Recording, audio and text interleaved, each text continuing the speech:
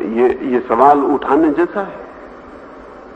हमने ये स्वीकार कर रखा है कि पुरुष जो है वो स्त्री से श्रेष्ठ है, इस पर कोई सवाल नहीं उठाया जाता, इसे हमने चुपचाप मान रखा है।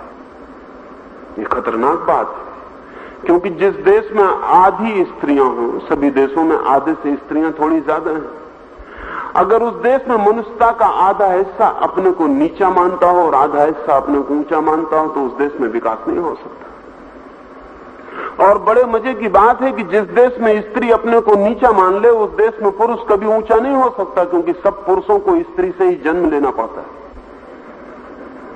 और जिस मुल्क में मां दीन हो, उस मुल्क में बेटे बहुत गौरवशाली नहीं हो सकते। ये असंभव है।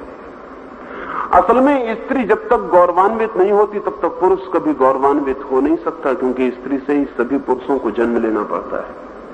और वैज्ञानिक तो कहते हैं कि बहुत जल्दी ऐसा वक्त आ जाएगा, शायद बच्चे के जन्म के लिए पुरुष की उतनी जरूरत न रह जाए। अभी भी बहुत थोड़ी ही जरूरत, उतनी भी जरूरत न रह जाए। स्त्री सीधे ही बच्चे को जन्म देने में समर्थ हो सकती 20 साल के भीतर।